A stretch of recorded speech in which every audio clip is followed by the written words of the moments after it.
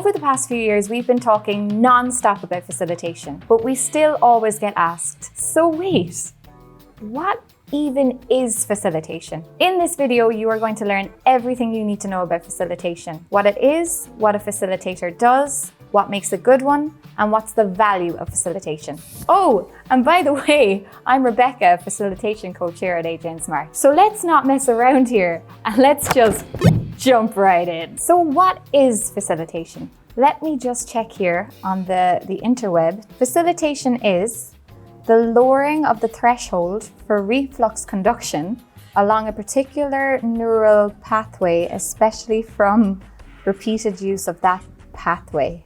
That doesn't sound right. I'm just going to look through the Cambridge Dictionary here for the actual definition. So facilitation is the act of helping other people to deal with a process or reach an agreement or a solution without getting directly involved in the process or discussion yourself. So in other words, facilitation is helping a group to do meaningful, efficient work. It's about making sure that everyone in the room is heard, and it's about making sure there's an actionable outcome every time a group comes together. So you might be wondering, Bob, and how do I even use facilitation in my life? So let me paint you a picture, Bob. Close those eyes of yours and imagine this. It's Friday, it's 12 o'clock, and you're sitting in a room with 12 of your colleagues. 2 of them have already hijacked the discussion, and you already know that this is a complete waste of your time. So does this sound familiar? Well, you're not alone. The main issues that people experience in work meetings include conversations going off topic, a single person taking over the conversation, no clear next steps to follow, no tangible outcomes, and it's a waste of employees' time and companies' money. So no wonder 58% of employees would rather go to a doctor's appointment rather than a work meeting. So the good news is we have a solution for this. And this is where a facilitator comes in. A facilitator, or a workshopper as we like to call them, is a problem-solving, decision-making expert who can guide any team through a structured step-by-step process to ensure solid outcomes. A facilitator is concerned with how decisions are reached rather than what decisions are made. Facilitators are not concerned with what is being discussed, but rather how a discussion proceeds. Facilitators are not there to solve a team's problems, but they're there to provide the guidance necessary to help them solve their own problems. Facilitators are not there to think for a team, but they're there to help a team to think for themselves. While you're watching this video, if you have any questions at all about facilitation, please leave them in the comments below. So what makes a good facilitator? There are 8 characteristics a good facilitator should have. Number 1, visualize information. So what normally happens in a meeting is loads of people are discussing a topic, loads of ideas are being created, but many of these ideas get lost because they're not written down or captured. So by capturing your ideas visually, you can remember what people have said throughout the meeting. You can also build upon people's ideas, and this helps ensure solid outcomes. So you can do this by drawing your ideas, so writing down words or drawing pictures and sketching. And this is really important so that you can share what you mean with others, but also it helps you to clarify what you've heard others say. You could do this on Post-its or on a whiteboard, or if you're working remotely, you could do it on a digital whiteboard like Miro. Number 2, be the guide. Collaboration can be frustrating, and all too often there's a temptation for a facilitator to take on a consultant role and to try take charge of the discussion rather than providing the guidance necessary to help a team to arrive at their own solutions. However, a good facilitator knows that they're a guide. They're there to help a team to do their best work, not to show off how smart they are. So number 3, maintain neutrality.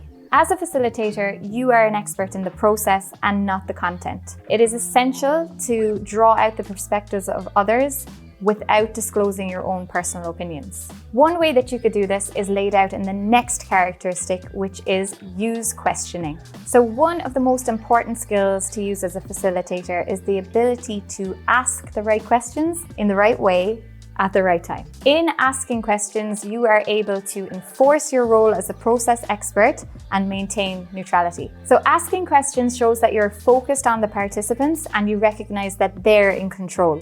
Yet you're able to take a step back and shift the responsibility to them so that they can take ownership over their answers and their decisions. Number 5, be adaptable. As a facilitator, it's really important to not be rigid in the way you do things. So remember, there's no one tool or technique or recipe that will always work every time with every group. Expect that things are going to go wrong in your meeting. Expect that there might be a troublemaker in the room. Expect that your equipment might not work. Expect that you're going to be tired, and expect that a conversation could be completely derailed. You can be prepared and you should plan ahead, but you always need to be ready to adapt to what's happening in the moment. Be flexible and be present.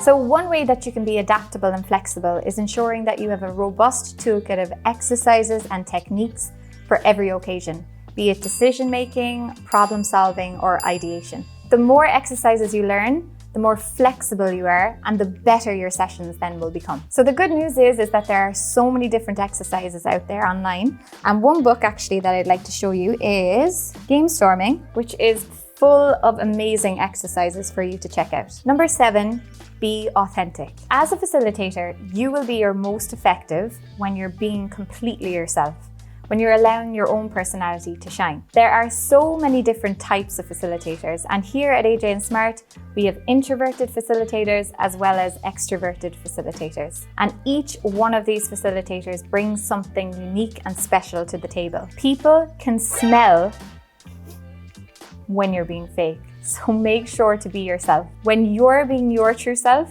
it allows participants to feel comfortable enough to be themselves. Learn to recognize your strengths and your weaknesses, and make sure to double down on your strengths. So number 8, manage energy. The energy of a group is going to change throughout a session, and this then can have an impact on the outcome of a meeting. For example, at the beginning of a day, people have a lot of energy because they're after taking that morning coffee, but after lunch, after they've had like a big meal, they're going to feel a bit sluggish and their energy levels are going to drop. So short breaks or movement breaks are going to keep those energy levels up for longer sessions. So make sure to keep some active exercises in that back pocket of yours for when the energy levels go low during those sessions. So there you have it. Those were all the basic concepts that you need to know to get started in facilitation. If you want to go deeper and learn more about facilitation and workshopping, make sure to check out our 1-hour free training.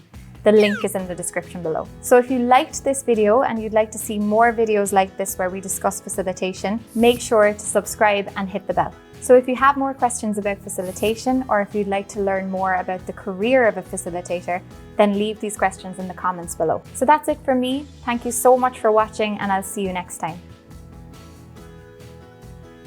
Bye. Talking non-stop about facilitation. That word is hard to say.